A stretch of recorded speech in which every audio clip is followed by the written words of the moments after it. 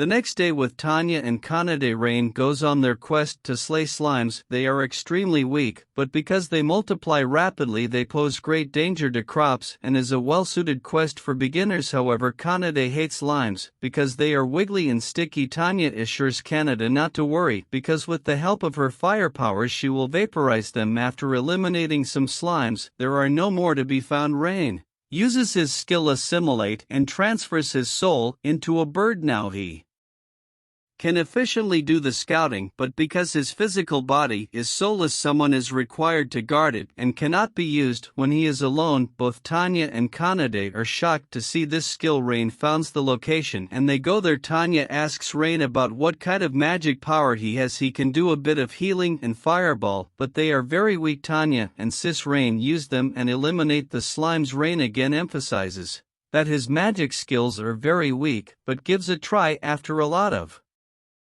persuasions from Tanya. When he uses it, Rain is surprised to see how powerful his magic skills have become. Tanya explains that just like Rain, physical abilities increased vastly after he tamed Kanade. Similarly, after taming Tanya, Rain's magic abilities related to dragonoids vastly increased. Tanya proudly tells that dragonoids are the second most powerful in magic skills, and now that power is in Rain. Because of this, Tanya suggests Rain start practicing to control it, and with the help of Tanya, Rain is slowly able to control it. However, she is too strict and harsh, but still Rain is grateful to have her teach him. After receiving the money in return for slaying the slimes, the three of them go to have dinner. After they eat, Tanya and Kanade ask Rain where he learned his taming skills. Rain tells that he is from a small village with no name there. Everyone was a beast tamer, so there was not even a single day where he didn't have to use it, and slowly he learned them. Tanya asks Rain what he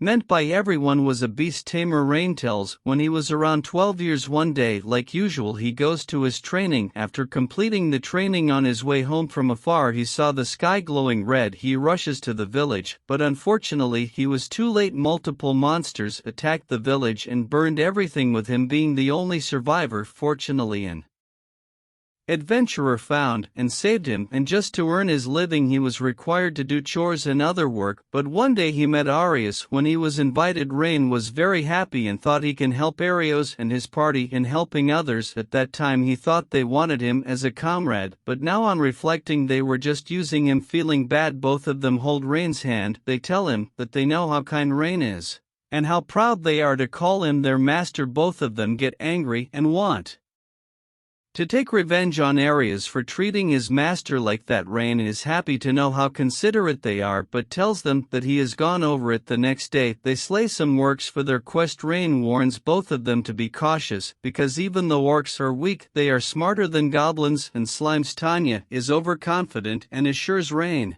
that no way a mythical species like her is going to get hurt by these low-level creatures. However, one of the trapped orcs grabs Tanya's legs. Shook, Tanya stumbles and vaporizes the orc, but another orc comes from behind and attacks her just in time. Rain comes and saves her, but in the process he got hurt. Tanya is feeling very bad. Rain heals his hand and tells her to stay alert the next time. After exchanging the stones for money, seeing Tanya is not here, Rain asks Kanade about her. Kanade tells that Tanya is sad after what happened today and with a sad look is over the bridge. When Rain comes, Tanya is emotional and apologizes for her foolishness and promises to not get overconfident ever again. Rain calms her down and tells that he forgives her. Kanade, who was worried, hugs Tanya at night. After seeing how kind Rain is, Tanya wonders why she is feeling warmth in her heart. Whenever she thinks of Rain, she convinces herself that she is not romantically interested in Rain and is just a bit fond of him because he is her master. The next morning,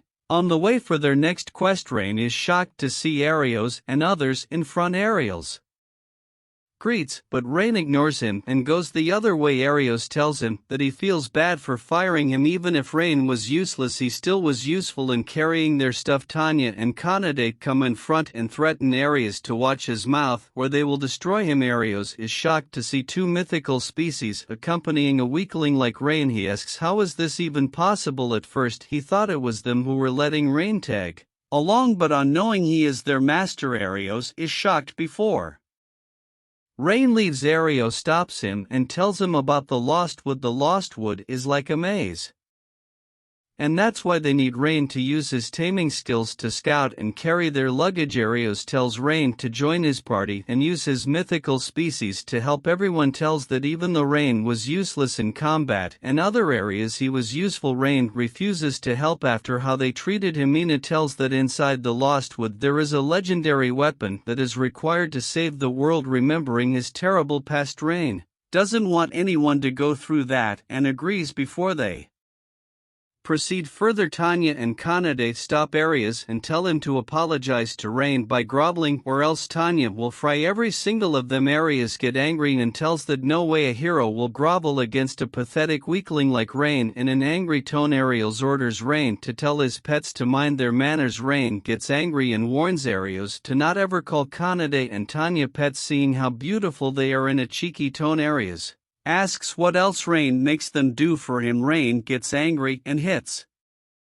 him. Seeing a low being like Rain punch him, Areas gets angry and demands Rain have a fight between their parties to see who is stronger. Rain accepts Kanade is against Agath. The fight begins. Kanade unleashes her consecutive punches. Agath is shocked to feel tremendous power. He uses an attack, but Kanade deflects easily. He tells Kanade that from now on he is going to use his full strength, so Kanade also decides to use half of her strength, knowing she was not even using half of her strength. Agath is not able to comprehend why a weakling like Rain is able to tame a beast like her. While he is thinking all this, Kanade kicks him and knocks him down. On the other side, Tanya is facing Mina and Lian. They use their spells, but Tanya cancels their spells with a confused look. Both of them wonder what just happened. Tanya is laughing seeing their shocked face. They again use it, but their spells are again cancelled. Tanya tells them that their spells are pointless in front of her material counselor.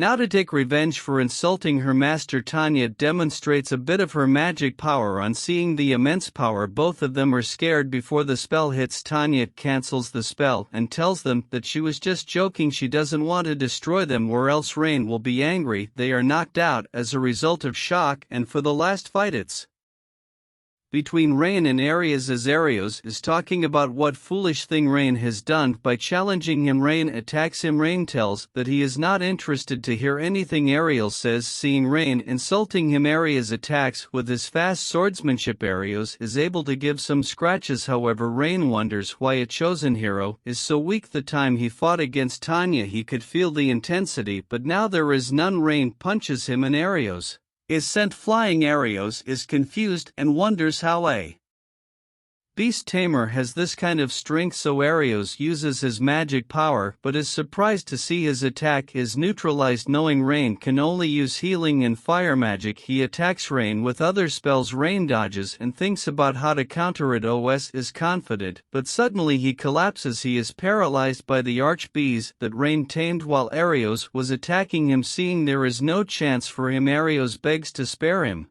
but Rain refuses to for mocking Tanya and Kanade. Rain knocks him down with just a shockwave. Soon Kanade and Tanya also arrive. After it, everyone apologizes to Rain. Areas explains about the Shield of Truth inside the Lost Wood being protected by a very powerful monster, and in order to take it they have to be cautious. Rain, Tanya and Kanade arrive in front of the Lost Wood using the assimilate skill. Rain looks at the surroundings. After scouting they go inside it, but no matter how farther they go they are returning to the same place. Tanya uses material search and finds the tree which was causing the illusionary magic to fool them. The tree is protected by a barrier, and to reach the Shield of Truth they have to destroy it first. Kanade was about to destroy the tree, but suddenly a voice tells them to leave this place. A girl comes from the tree. It's a fairy, one of the mythical species, and their magic powers even stronger than dragonoids because of some conflict between humans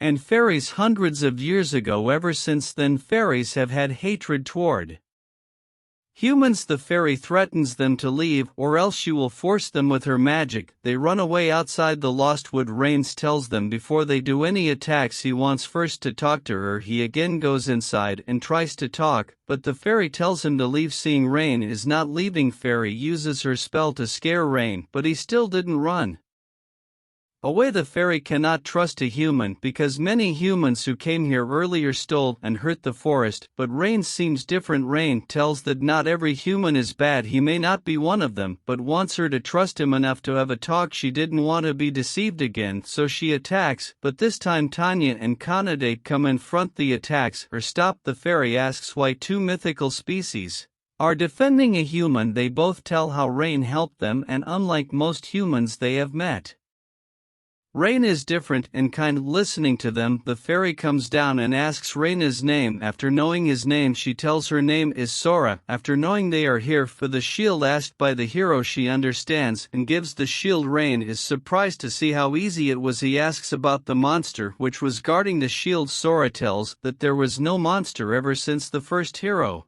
trusted the shield to the fairies. It is always them who guarded it. As they try to leave, looking at how sad Sora is, Rain tells that if something is worrying her she can tell them. She wants to tell, but knows after telling them they will certainly help her and could get hurt. Rain tells her that even if it is dangerous, tell him they will help her. Sora tells that her younger sister Runa and she were in charge of maintaining the barrier and protecting the shield, but one day they have to leave because of a certain reason. A monster named Shadow Knight, working for the Demon Lord, attacks them. Runa saves Sora, but as a result got captured. Shadow Knights are C-ranked monsters. Usually a low-rank monster can't defeat a mythical species. However, Shadow Knights possess the ability to nullify any magic attack, with fairies only able to do magic attacks. That's why even two mythical species weren't able to defeat him. The knight ordered Sora to lower the barrier if she wants her sister back, but Sora ran away